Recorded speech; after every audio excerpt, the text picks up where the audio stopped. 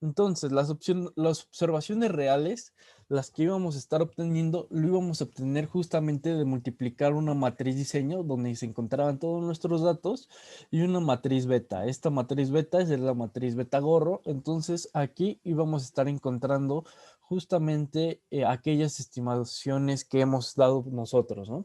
Entonces, por ejemplo, si tenemos tres variables explicativas y tenemos acá su matriz diseño, podemos dar fácilmente sus estimaciones al ser esta multiplicación matricial. Entonces, esta X va a ser igual a X y beta es la estimación que hemos obtenido. Ya vimos que justamente para los modelos para justamente las estimaciones a través de mínimos cuadrados ordinarios y de máxima verosimilitud, lo que vamos a estar obteniendo es que justamente la estimación de beta iba a ser igual a X barra, a X transpuesta por X, todo esto a la menos 1 por X transpuesta Y, ¿no? Entonces, curiosamente, esta propiedad es importante porque si agarramos toda esta parte, X por X transpuesta a la menos 1 por X transpuesta, iba a ser igual a H. Entonces, y barra lo íbamos a sustituir fácilmente con H, la matriz H por Y, ¿no? Entonces, esta propiedad la vimos antes de vacaciones, pero es bueno tenerla, ¿no? Entonces, recordemos que justamente H tiene muchas propiedades. Por ejemplo, vimos que H es idempotente y H es simétrica, ¿no? Que son características que nos van a interesar ahorita en un primer momento, porque justamente como estamos trabajando de manera matricial, la transpuesta nos va a estar apareciendo mucho, ¿no? Entonces, para evitar justamente problemas o inconvenientes, vamos a preferir justamente trabajar con esta matriz H, ¿no? Entonces, simplemente lo demás sigue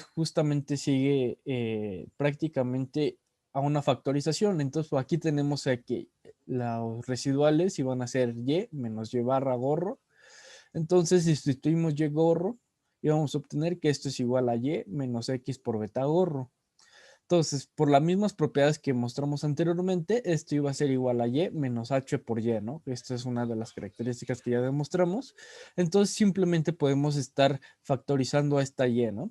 Entonces, el resultado es justamente la identidad menos h multiplicado por y, ¿no?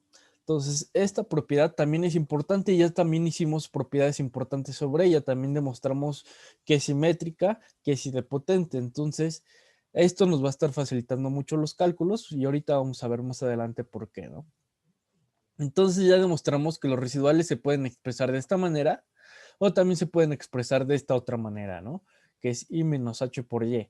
Entonces vamos a ver que la suma de los cuadrados de los errores se puede denotar matricialmente como Y transpuesta multiplicado por I menos H multiplicado por Y, ¿no? Entonces, recordemos que justamente por hipótesis sabemos que la suma de cuadrado de los errores iba a ser igual a la forma cuadrática de E transpuesta por E, es decir, suma de residuales, la suma de los residuales, ¿no? La suma cuadrada de los residuales particularmente, ¿no?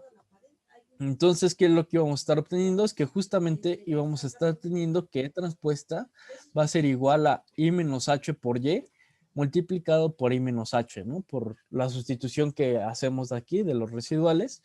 Entonces, cuando esta transpuesta, cuando lo empezamos a dispersar entre todos los valores, vamos a ver que esta Y va a ser Y transpuesta, pero está al final, entonces lo ponemos al inicio. Entonces, Y transpuesta multiplicado por todo esto, multiplicado por I transpuesta, ¿no? Esto está al principio, se manda hasta el final, que multiplica justamente I menos H por H, ¿no? Entonces aquí hay propiedades importantes. Por ejemplo, demostramos que I menos H es simétrico, ¿no? Entonces la transpuesta de I menos H es I menos H, ¿no? También otra propiedad que también vimos es que justamente I menos H por I menos H es idempotente. Entonces, luego vamos a tener que esto es igual a I menos H cuadrada, ¿no? Entonces, como es idempotente, I menos H cuadrada es igual a I menos H, ¿no?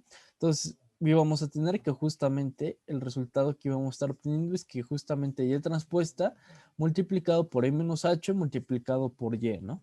Entonces, esta demostración es muy sencilla, pero lo vamos a estar ocupando un poco más adelante porque vamos a empezar con las ANOVAs, ¿no? Entonces aquí tenemos la suma de los cuadrados de los errores. Entonces, esto se puede expresar a través de esta ecuación matricial, ¿no? Entonces, déjenme, nos vamos hacia abajo. Entonces, una de las propiedades, creo que lo trabajamos la clase pasada, pero no nos enfocamos tanto. Entonces, beta es una combinación lineal. Beta es una combinación lineal, entonces si suponemos que justamente X sigue una distribución normal, más bien Y sigue una distribución normal con parámetros media X beta por varianza sigma cuadrada, entonces justamente íbamos a tener que justamente cada una de estas beta J iba a seguir una distribución normal, ¿no? Esta distribución normal es beta J, es el valor real que estamos estimando. Entonces su esperanza va a ser igual a beta J. Bueno, aquí se me fue el gorro. Entonces esto es beta J gorro multiplicado por sigma cuadrada por X transpuesta por X a la menos 1, que es la varianza generalizada. Pero como aquí queremos encontrar solamente una beta, queremos encontrar una J, entonces tenemos que poner J más 1, ¿no? J más 1 más J más 1 es justamente los valores sobre la diagonal. Entonces, si tenemos esta multiplicación, entonces, por ejemplo, si queremos estimar a beta 0, tenemos que agarrar el primer elemento de la diagonal de la varianza generalizada, ¿no? Para beta 1 tenemos que agarrar el segundo elemento de la diagonal, de igual manera de esta varianza generalizada de todas las variables. Entonces íbamos a estar obteniendo esta característica, beta j menos beta j gorro es igual a, bueno, estandarizando y vamos a tener que beta j, que es la estimación real, aquí es beta j gorro entre la varianza que teníamos aquí. Entonces esto iba a seguir una distribución normal con media 0 y varianza 1, ¿no?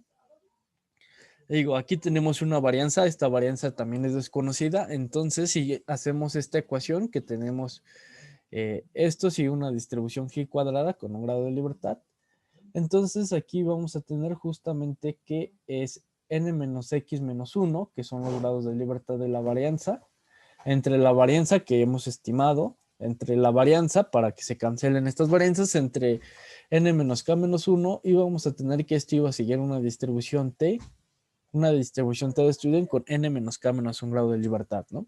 Entonces, esta varianza se cancela con esta varianza y este nk-1 se cancela con este nk-1, ¿no? Entonces el resultado que vamos a tener es justamente prácticamente el mismo valor que tenemos, beta j menos beta 0, beta j menos beta 1, dividido entre, aquí en vez de, la única diferencia es que en vez de trabajar con esta sigma cuadrada desconocida, íbamos a trabajar con esta sigma cuadrada que la conocemos completamente, ¿no?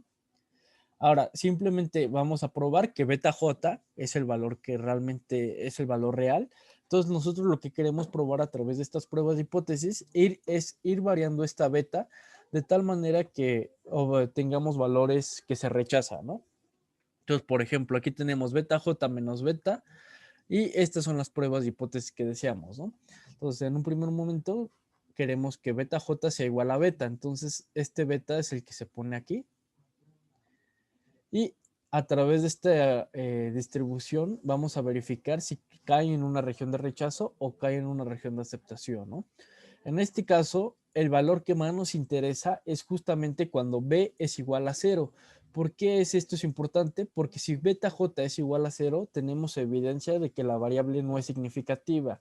Es decir, si no es significativa, quiere decir que estamos agregando variables que no aportan nada al modelo.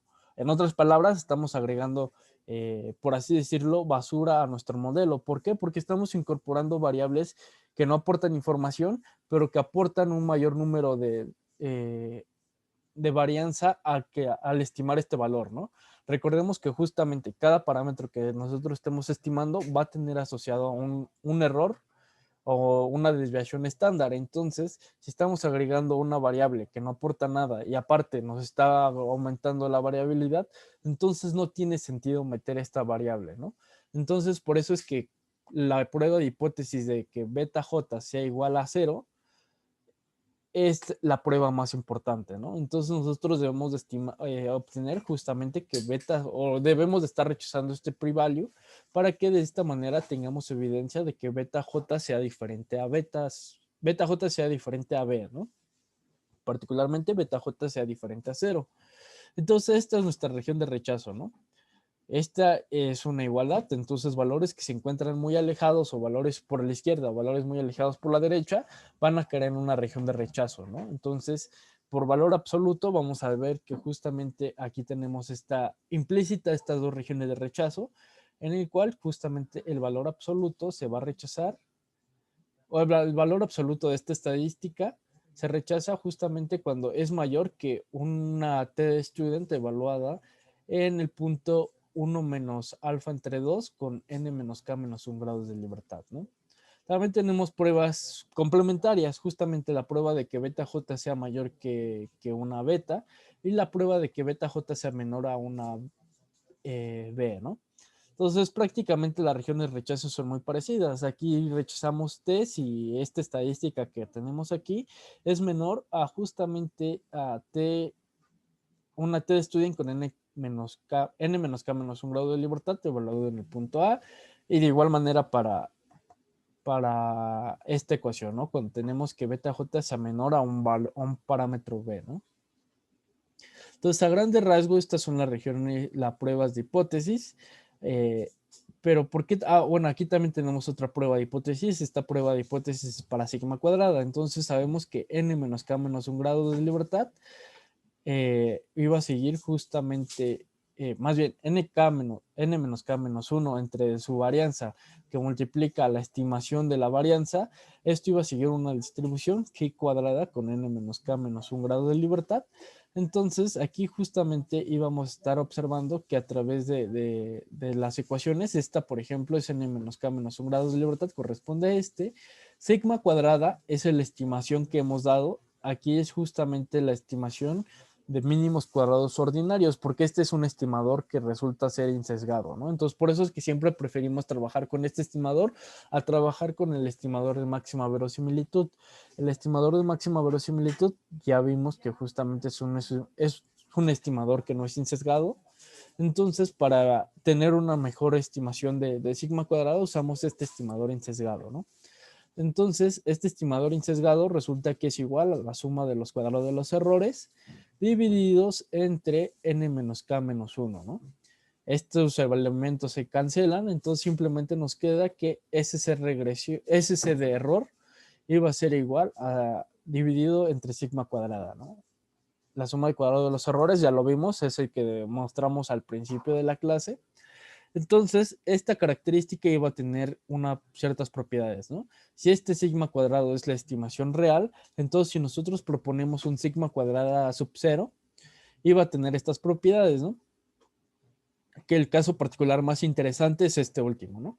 Entonces, sigma cuadrada es igual a sigma cuadrada sub 0, eso es decir, este sigma cuadrada es un valor que nosotros estamos proponiendo. Entonces, si decíamos que, por ejemplo, sigma cuadrada sea igual a 5, necesitamos realizar la suma de cuadrados dividido entre 5 y luego de esto evaluar en las regiones de rechazo, ¿no? Que en este caso es S. Si S es mayor a una G cuadrada evaluado en el punto 1 alfa entre 2, teníamos evidencia de que caía en una región de rechazo porque era un valor demasiado grande por la derecha, ¿no? Lo mismo ocurre si tenemos un valor demasiado pequeño por la izquierda, en el cual si lo evaluamos íbamos a ver que si S es menor a un intervalo, a un cuantil de evaluado en alfa entre 2, íbamos a estar observando de que si caían justamente en esta región de rechazo, ¿no? Entonces, estas pruebas de hipótesis son importantes, en particularmente la otra, ¿no? La de betas, porque vamos a estar verificando si tenemos variables significativas o no tenemos variables significativas. Entonces, igual de esta misma manera tenemos a la ANOVA, ¿no? La ANOVA, sus componentes son 3 elementos. SCT, que es la suma de cuadrados totales, que esta sirve justamente para medir la variabilidad de las observaciones del total corregido sobre la media, ¿no? Esa es la suma de cuadrados de la regresión, que lo vamos a denotar como SC regresión. Va a ser justamente la variabilidad entre las observaciones y la línea de regresión. Y SC error, que es la suma de los cuadrados residuales, que es la variabilidad residual, que es explicada por la regresión, ¿no? Entonces, estas tres igualdades iban a cumplir estas propiedades, que la suma de los cuadrados totales iba a ser igual a la suma de regresión más la suma de los errores, ¿no? Entonces, para verlo gráficamente, la mejor manera es a través de la regresión lineal simple, porque es un poco más sencillo de verla, ¿no? Entonces, regresemos acá.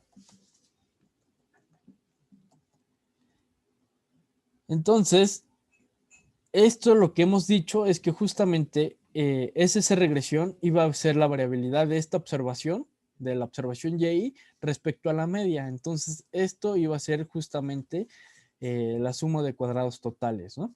Que corresponde a Y menos Y barra. Luego aquí tenemos a la suma cuadrada de los errores, ¿no? Entonces aquí vamos a ver justamente la variabilidad que hay entre la línea de regresión y la observación real y la línea de regresión, ¿no? Esto prácticamente ya lo hemos trabajado, que es justamente la suma de los residuales. Aquí esto es un residual porque es la diferencia entre la observación real y la estimación estimada, ¿no? Entonces esta diferencia iba a ser una parte de la suma de cuadrados totales, pero a esta parte le hace falta algo en específico, ¿no? Tenemos aquí justamente esta parte que es la suma de los de regresión y esta parte son los de los errores, ¿no? Que es la diferencia que hay entre justamente la línea de regresión y la parte media de los datos, ¿no? Entonces aquí vamos a verificar que justamente esta suma, que es la suma de cuadrados totales, iba a ser igual a la suma cuadrados de la suma de regresión y la de los errores, ¿no? Entonces, si vemos, la longitud de estas líneas son prácticamente iguales y esto es prácticamente lo mismo que pasa en el modelo de regresión lineal múltiple y lo que hemos especificado en esta ecuación, ¿no? Entonces, déjenme, me regreso.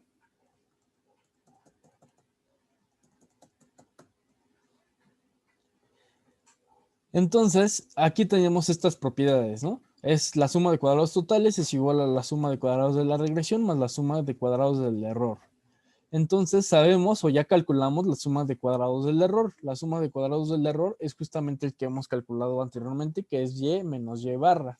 Entonces estas propiedades ya la sabemos. O estas propiedades ya la demostramos al principio de la clase. Entonces tenemos la suma de cuadrados totales. Entonces esto iba a ser igual a la suma de Y menos Y barra al cuadrado, ¿no? Entonces, por propiedades que ya también estuvimos viendo, simplemente este cuadrado se puede expresar de la siguiente manera, ¿no? Entonces aquí esto es igual a y barra menos, aquí tenemos una y, entonces simplemente lo vamos a estar multiplicando por y barra al cuadrado, ¿no? Estas propiedades también ya la vimos en el modelo de regresión lineal múltiple. Entonces aquí vamos a estar expandiendo la suma. Entonces esto iba a ser igual a la suma de y cuadrada menos n por y barra cuadrada, ¿no? Es decir, estamos sumando n veces una y barra, entonces el resultado va a ser justamente n veces y barra al cuadrado, ¿no? Ahora, por formas cuadráticas sabemos que este elemento corresponde a y transpuesta por y. Entonces, aquí tenemos que la suma de cuadrados totales es igual a y transpuesta por y menos n y barra al cuadrado, ¿no? Entonces, hasta este momento solamente podemos concluir esta parte. Lo mismo ocurre para la regresión, ¿no? Aquí tenemos y gorro, este elemento es al cuadrado, entonces y barra. Entonces, si expandimos los cuadrados, nos vamos a estar llevando que esto es igual a y al cuadrado menos y barra al cuadrado, que este elemento iba a ser justamente los elementos que ya conocemos, que es beta transpuesta por x transpuesta por y menos n por y barra transpuesta, ¿no? Por las mismas propiedades sabemos de que justamente beta transpuesta es igual a x transpuesta por x multiplicado por x transpuesta por y, ¿no? Entonces, esta es la estimación de beta, pero como esto está transpuesto, simplemente lo expandimos y esto iba a ser igual a y transpuesta por x transpuesta por x a la menos 1 por x transpuesta y, ¿no? Entonces, aquí hay una propiedad importante. Esto es la matriz H. Otra vez nos volvió a surgir y el resultado es justamente y transpuesta por h por y menos n por y barra cuadrado, ¿no? Entonces prácticamente ya tenemos otro igualdad para la suma de cuadrados. Entonces lo que nos hace falta es justamente evaluar estos puntos, ¿no? N menos y barra al cuadrado, ¿no? Ahora también hay que ver una propiedad, es que justamente n por y cuadrado entre 2 puede ser expresado por 1 entre n multiplicado por y transpuesta por una matriz de puros unos multiplicado por y, ¿no? Entonces el resultado que vamos a estar obteniendo es justamente 1 entre n, y transpuesta es justamente una matriz que es acompañado como sigue, que es y1 por y2 hasta yn. J por JNN es una matriz de puros unos, entonces esta es esta matriz que se especifica, y Y es una matriz normalita, ¿no? Entonces aquí lo que nos dice es que si evaluamos esta multiplicación matricial, el resultado es justamente una suma de puras y, ¿no? Entonces aquí tenemos a la suma de todas estas y, aquí tenemos otra vez a la suma de estas y esto es a la suma de estas y multiplicados por estas y, ¿no? Entonces, estas propiedades son importantes porque si todo esto lo multiplicamos por, o si todo esto se multiplica por el escalar que tenemos aquí, el resultado son puras y barras. Entonces, aquí tenemos y barra 1, y barra 2, hasta y barra n, ¿no? Y esta multiplicación, o estas y se mantienen tal cual como se tenía, ¿no? Entonces, al realizar esta multiplicación, el resultado es justamente y barra multiplicado por y más y barra multiplicado por y2, así sucesivamente hasta y barra multiplicado por yn, ¿no? Entonces, si factorizamos estas y, vamos a tener que esto es una suma de puras y, ¿no? Esto es prácticamente lo que decimos, que y es igual a la suma desde igual a 1 hasta n de puras y. Entonces, si a esto lo multiplicamos por una n, prácticamente tenemos aquí n por y por n por y. Entonces, simplemente ahí ya estos son unidades escalares, entonces lo podemos factorizar o conmutar, y el resultado es justamente n por y cuadrada, ¿no? Entonces, prácticamente lo que estamos diciendo aquí es que podemos expresar este n cuadrado a través de esta ecuación, ¿no? Entonces, el primer resultado que tenemos es que justamente y transpuesta por y es igual a menos toda esta ecuación, 1 entre n multiplicado por y por una matriz de unos multiplicado por y, ¿no?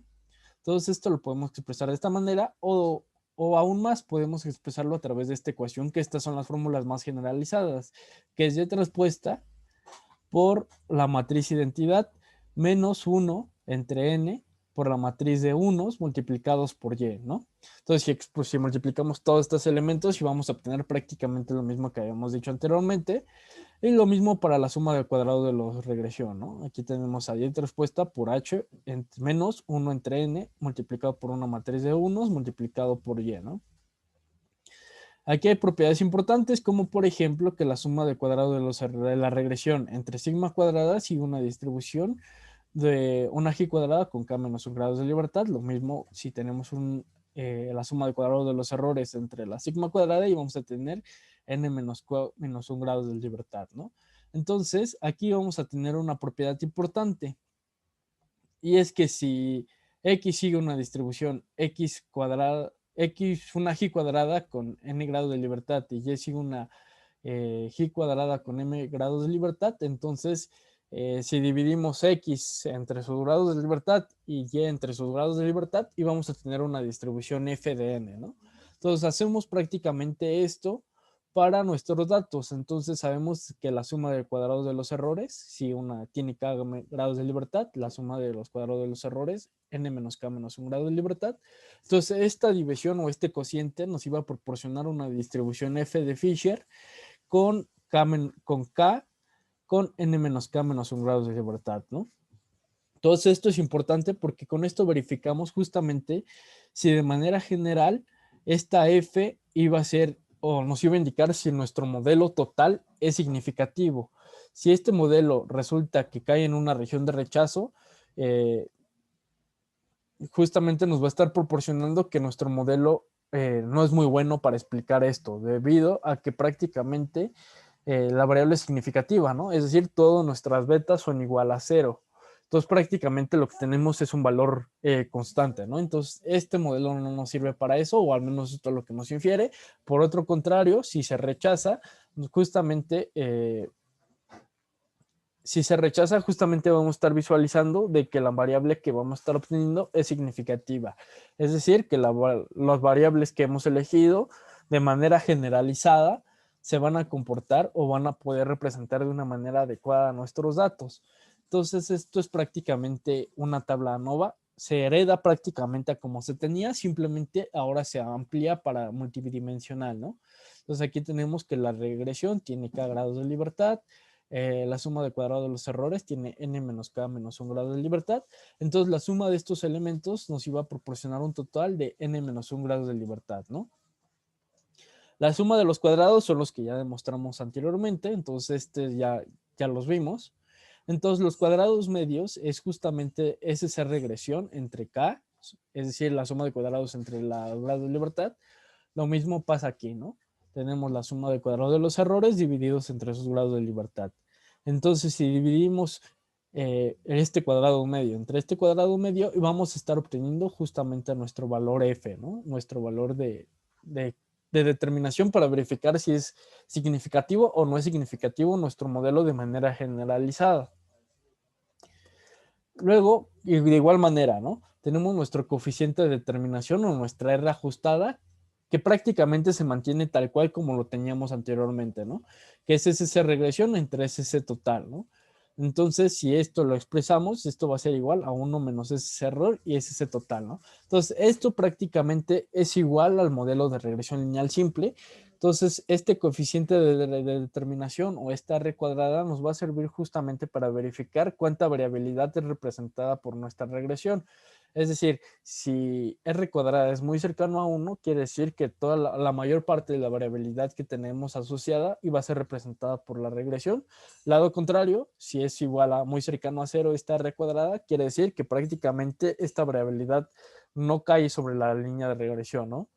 En otras palabras, prácticamente no me gusta usar mucho esta palabra porque hay que verificar muchos supuestos, pero prácticamente si R es muy cercano a 1, quiere decir que tenemos un mejor modelo, a comparación de que R cuadrada sea igual a 0, quiere decir que tenemos un mal modelo, ¿no? Digo, no me gusta usar esta palabra porque hay que verificar muchos supuestos, hay que verificar justamente que todas las variables sean significativas, pero en teoría, con ese modelo en específico, quiere decir que si estamos muy cercano a 1, tenemos mayor porcentaje de variabilidad. Pero ¿qué pasa con esto? Si metemos más variables, es evidente que nuestro R cuadrada va a ser mejor. Entonces, ¿qué es lo que se sugiere? Es que justamente trabajemos con una R cuadrada ajustada. Esta R cuadrada ajustada lo que nos va a estar proporcionando es justamente una corrección o una penalización a usar un mayor número de variables, ¿no? Entonces, en vez de usar la suma de cuadrados de los errores, lo que se propone es trabajar con la suma de los cuadrados totales. ¿Esto por qué? Porque justamente la suma de los cuadrados de los errores se divide entre n menos k menos 1 y n menos k, ¿no? Entonces, estas propiedades, si tenemos un mayor número de variables, entonces lo vamos a estar penalizando. Entonces, esto de cierta manera nos va a estar proporcionando una R cuadrada más certera, quitando la penalización de trabajar con un mayor número de variables, ¿no? Entonces, aquí ya luego tenemos una regresión lineal simple. Entonces, esta prácticamente ya la trabajamos la clase pasada, entonces la analizamos, pero es prácticamente lo mismo que hemos obtenido anteriormente, ¿no? Esta clase la analizamos la clase pasada, pero aquí vamos a elegir otras variables diferentes, ¿no? Entonces aquí, por ejemplo, vamos a usar la librería SQLDF y aquí vamos a estar representando las variables, ¿no? Entonces déjenme ver aquí qué pusimos. Aquí queremos representar a la variable Y como la tasa de homicidios y las variables explicativas son la población, esperanza de vida, porcentaje de heladas, el área del territorio y el índice per cápita, ¿no? Entonces a través de todas estas características vamos a ver cuál es la tasa de homicidios, ¿no? Entonces aquí justamente aquí esta es nuestra base de datos. Aquí vamos a seleccionar justamente a la población, a la esperanza de vida, al porcentaje de heladas, al número de, al territorio, al ingreso per cápita y esta es la tasa de asesinatos, ¿no? Nuestra variable Y. Entonces, esto es SQL. Entonces, estas variables se seleccionan de la variable datos, ¿no? Para usar SQL en R simplemente tenemos que incorporar esta librería SQLDF y ya con eso prácticamente se obtendría, ¿no? Entonces, eh, Ahora, justamente haciendo una matriz, vamos a estar seleccionando, justamente vamos a formar una matriz X, que va a ser igual a, vamos a obtener una primera variable que lo vamos a llamar intercepto, vamos a seleccionar población, esperanza de vida, el porcentaje de heladas, el área y el ingreso per cápita, ¿no? Entonces, esto lo vamos a almacenar en una matriz diseño, o en una matriz X, ¿no? Entonces, el resultado que vamos a estar obteniendo es justamente esta, ¿no? De igual manera, si queremos solamente la tasa de homicidios de la matriz datos, vamos a seleccionar a los tasas de asesinatos, ¿no? Entonces, esto prácticamente está en nuestra matriz diseño y esta es justamente nuestra matriz explicativa, ¿no?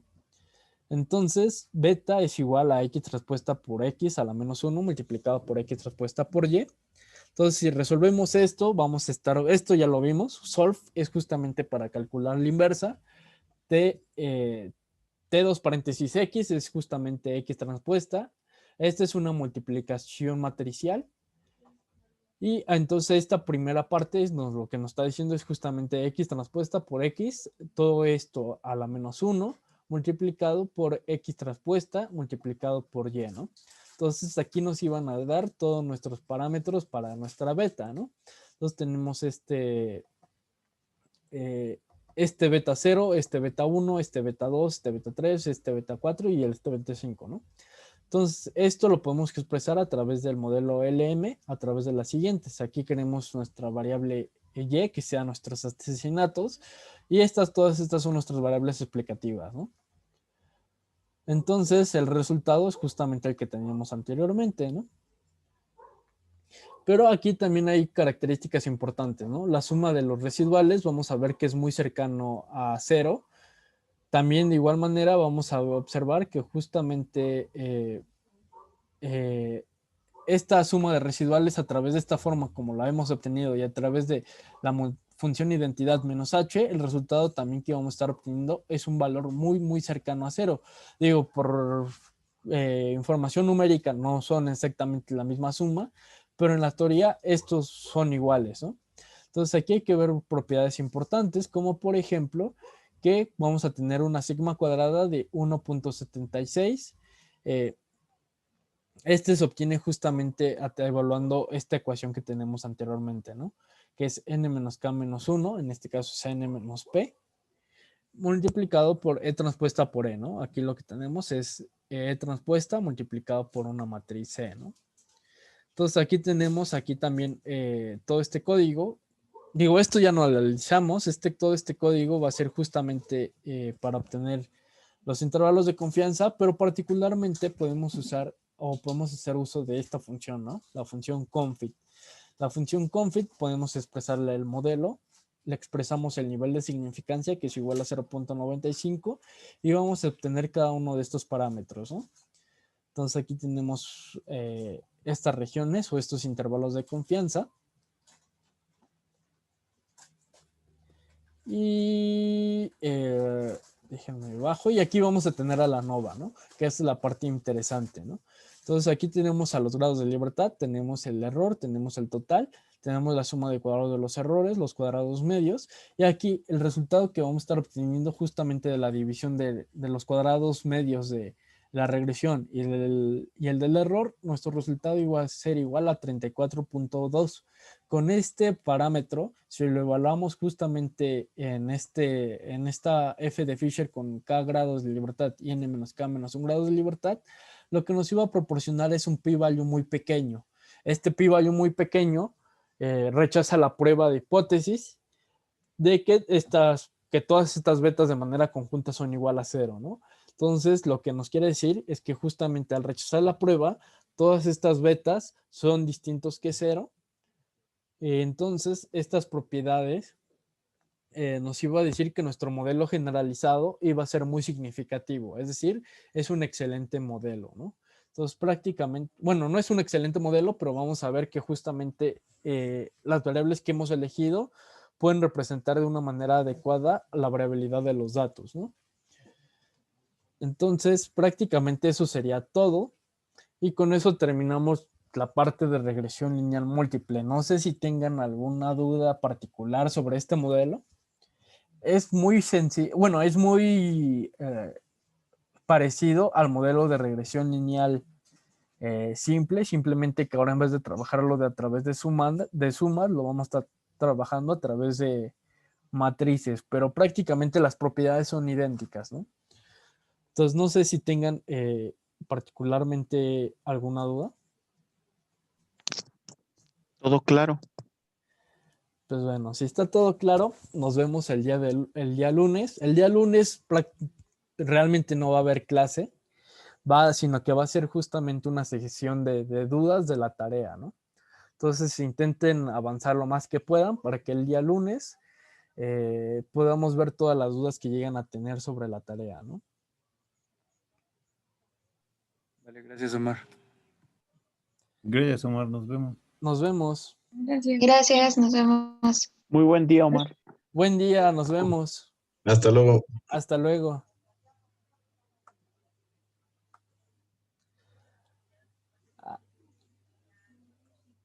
Buen día a todos y bonito fin, que también se me olvidó de decirles.